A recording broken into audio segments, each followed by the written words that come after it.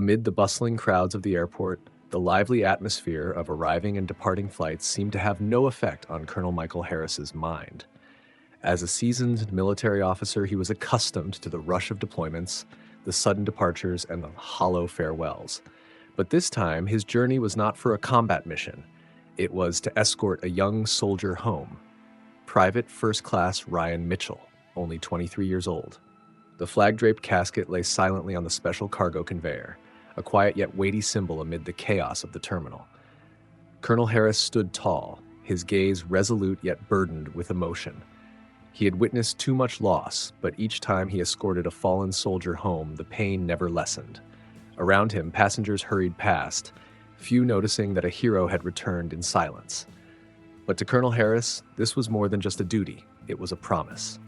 A sacred vow that Ryan would return to the embrace of his loved ones, to the homeland he had fought and sacrificed to protect. Welcome to Shadow Crime. Before we begin, please like the video and subscribe to the channel so we can continue creating even better content. Thank you so much. All right, let's get started. Colonel Michael Harris approached the check-in counter with a calm demeanor, but his heart remained heavy. He had carried out this duty many times before, escorting young soldiers home with honor. Yet, no matter how often he did it, the pain of loss never became any easier. When his turn came, he placed his ticket on the counter and spoke in a deep yet steady voice. "I'm Colonel Michael Harris. I'm escorting the remains of Private First Class Ryan Mitchell. Here are my documents." The airline employee, a young woman in a neatly pressed uniform, glanced at his paperwork, then frowned. She looked at the computer screen in front of her, typed a few keys, and shook her head. "I'm sorry, but you can't board this flight." Harris narrowed his eyes. "Why?" The employee maintained her professional, detached tone. "Security policy, sir." A vague answer. Harris tightened his grip on the strap of his backpack, forcing himself to stay calm. He was no stranger to airline procedures, especially when escorting a fallen soldier. Most airlines were as accommodating as possible, but this time, something felt off.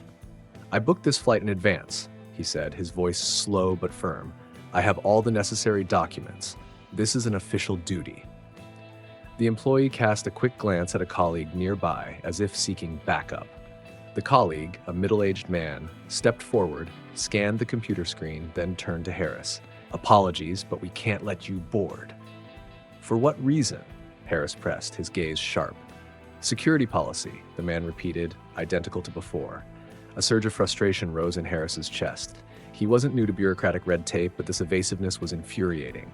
He had spent his life serving his country, and now even escorting a fallen soldier home was being blocked for no clear reason.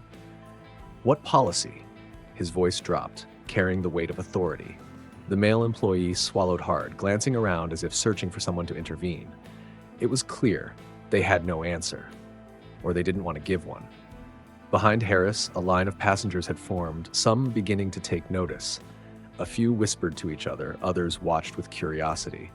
But Harris didn't care. He only wanted a straight answer. "Listen," he said, his voice sharp, "I am not an ordinary passenger. I am on a mission to escort the remains of a soldier who died serving this country. If there's an issue, I need to speak to your supervisor. Now." But instead of a response, the employee simply said in a clipped tone, "Sir, please step out of the line." Harris remained still. Unbelievable. No reasonable explanation, no respect for the fallen. A slow-burning anger began to rise within him. This wasn't just an inconvenience, this was an insult, and he wasn't about to let it slide. A tense silence settled over the check-in area. Nearby passengers began exchanging glances, whispering among themselves. Some looked visibly annoyed, while others quickly pulled out their phones and started recording. Then a voice rose above the murmurs. "Wait, did he just say he's escorting the remains of a soldier?" A tall, middle-aged man with graying hair stepped forward. He wore a jacket adorned with military insignia, and his upright, disciplined stance made it clear he had served as well. "I'm retired Master Sergeant Daniel Carter," the man announced, his voice firm and commanding. "I want to know why you're refusing to let Colonel Harris board this flight. Is this how you treat those who serve?" The airline employee hesitated, momentarily thrown off, but quickly regained her professional composure. "I'm sorry, sir. This is a security matter." Don't hide behind vague excuses, Carter cut in sharply. He has all the necessary paperwork. Do you not understand how important it is to escort a fallen soldier home? The crowd around them stirred. A young woman, perhaps a journalist or a social media influencer, held up her phone and began live streaming. Is everyone seeing this? She called out, her voice filled with outrage. A military officer is being blocked from escorting a fallen soldier home. This is absolutely disgraceful. More passengers started recording. Some uploaded clips to Twitter, Facebook, and Instagram, adding furious captions. The footage showed Colonel Harris standing firm, his demeanor calm yet resolute, while the airline employees fumbled for answers. An older woman in the crowd spoke with a trembling voice. My son is a soldier. If he were to fall in battle, I'd want him to come home with honor. Why are they doing this? A businessman nearby shook his head in disapproval. Is this really the kind of country we live in, where our soldiers are treated like this? More voices chimed in, growing louder with frustration. The airline staff were visibly uneasy. One of them quietly slipped away, likely to call a supervisor. But at this point, the situation had already escalated far beyond a simple airport dispute. It was going viral. Live comments flooded social media. Unbelievable. A fallen soldier being treated this way? Someone do something. This is an insult to the military. This is why I've lost faith in the system. Within minutes, the videos racked up thousands of views. The news spread rapidly, drawing the attention of influential figures and even journalists. But as the situation exploded online, Colonel Harris remained where he stood, silent. He didn't need a crowd or social media outrage to seek justice. He only needed one thing, to complete his mission, to bring Ryan Mitchell home. The confrontation at the check-in counter was no longer just an isolated airport dispute. It had become a full-blown media storm. Videos of Colonel Harris being denied boarding spread like wildfire across social media. Within minutes, dozens of clips from different angles flooded Twitter, Facebook, and TikTok. Outraged users quickly shared the story, adding furious captions. But it was one specific tweet that truly ignited the firestorm. A Twitter account named Veteran Pride USA, a veteran organization with hundreds of thousands of followers, posted a video with the caption, "Is this how we treat those who protect our country?" A military officer escorting a fallen soldier home is being denied boarding without reason. Let him fly, let him fly. Within an hour, the hashtag #LetHimFly was trending, with tens of thousands of tweets expressing outrage. Influential accounts, from veteran advocates to journalists, politicians, and even celebrities, began speaking out. A national news reporter tweeted, "A military officer denied boarding while escorting a fallen soldier home? This is a story everyone needs to hear." At Airline name, care to explain? A Hollywood star known for their support of the military reposted the video with the caption, "Unacceptable. A young soldier gave his life and we can't even give him a flight home? At Airline name, do better. Let him fly." As public outrage grew, major veteran organizations across the country took notice. Groups like the Veterans of Foreign Wars, VFW, and the American Veterans, AMVETS, quickly released statements demanding accountability from the airline. A Facebook post from the American Legion urged followers to take action. "We cannot allow those who served our country to be treated like this. If you agree, share this story. Make them listen. Let him fly." Back at the airport, the crowd around Colonel Harris grew. Passengers who had been passive observers now began speaking up. A group of veterans who happened to be at the airport stepped forward, standing beside Harris as a sign of solidarity. One of them, an older man with silver hair and a Marine Corps pin on his jacket, stepped up to the airline staff. His voice was low, but firm. "Do you know who he is? He is a hero, and you are stopping him from carrying out the most sacred duty a soldier can have, bringing a fallen brother home. If you don't fix this mistake right now, believe me, you'll regret it." The airline employee, already flustered under the weight of public scrutiny, now looked visibly pale. He glanced nervously toward the management office, seemingly awaiting further instructions. And then an announcement echoed through the airport speakers. "Passenger Michael Harris, please report to the customer service desk immediately." No one knew what was about to happen. But one thing was clear. The power of the people had turned an act of injustice into a movement. And now, the world was watching to see what the airline would do next. The atmosphere at the airport had completely shifted. What started as scattered murmurs had now become a wave of widespread outrage. Passengers were no longer just passive observers. They spoke up, recorded videos, and shared the incident online. And with #LetHimFly exploding on Twitter, the situation had quickly spiraled beyond the control of airport staff. A group of employees huddled near the check-in counter, their faces tense. Urgent phone calls were made, voices quick and anxious. They knew they weren't just dealing with a single disgruntled passenger, they were facing an enraged public. And if they didn't act fast, their airline could find itself at the center of one of the biggest PR disasters of the year. Just minutes later, a middle-aged man in a sharp business suit hurried over. A gleaming name tag on his chest read, "Richard Coleman, Airport Director." His expression betrayed his concern, though he did his best to maintain composure as he approached Colonel Harris. "Colonel Harris," Coleman spoke, his voice polite but tense. "I'm Richard Coleman, the executive director of this airport. I sincerely regret the incident you've just experienced. There may have been some kind of misunderstanding." Harris, who had remained calm yet firm throughout the ordeal, crossed his arms and looked straight at Coleman. His gaze was sharp, as if he could see right through the excuses. "Misunderstanding?" His voice was low and weighted. "I presented all the necessary paperwork. I am escorting a fallen soldier home, and you call this a misunderstanding?" Coleman swallowed hard. He could feel the pressure of countless eyes locked onto him, the cameras still recording, the tension suffocating the air around them. This was no longer the time for excuses. This was the time for damage control. "I completely understand your frustration, Colonel," Coleman said, lowering his tone in an attempt to diffuse the situation. "This is not how we want to treat you. I assure you, our airline deeply respects and supports the military. We made a mistake in allowing this to happen, and for that, I sincerely apologize." Harris said nothing. He simply stood there, waiting to see what Coleman would do next.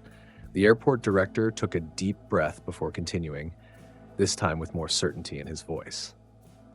"We have arranged for you to board the next available flight. Not only that, but we are upgrading your ticket to first class to ensure you have the most comfortable journey possible." And he paused briefly for emphasis. "Private Ryan Mitchell's remains will be escorted with the highest level of honor, following full military protocol." A murmur rippled through the crowd. Some passengers nodded in approval, satisfied that the airport was finally doing the right thing. But others remained skeptical. They knew that without public pressure, would the airport have corrected its mistake at all? Harris took a slow breath, his expression still unmoved. He was not a man who could be placated with mere words.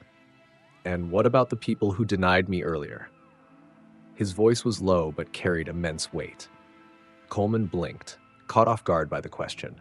He hesitated briefly before responding. "We will conduct a full internal review and take appropriate action, but I can assure you, Colonel, going forward, no service member will ever face a situation like this at this airport again." Harris was silent for a few moments. Then he gave a small nod, not out of satisfaction, but because he knew his mission was complete. Not just bringing Ryan Mitchell home, but holding an entire system accountable. "Fine," he said. "Make sure you keep your word." Coleman exhaled in relief, quickly signaling for his staff to escort Harris to priority check-in.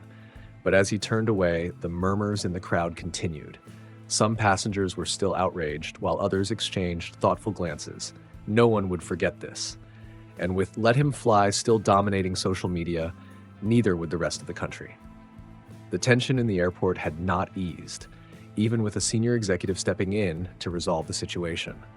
But at this point, the issue was no longer just about Colonel Michael Harris being denied boarding. It had become a much bigger question. How does society treat its soldiers? The crowd continued to grow, with more people filming and live streaming the event. Heated discussions erupted across online platforms. The outrage wasn't just about a veteran being turned away. It was about what that represented.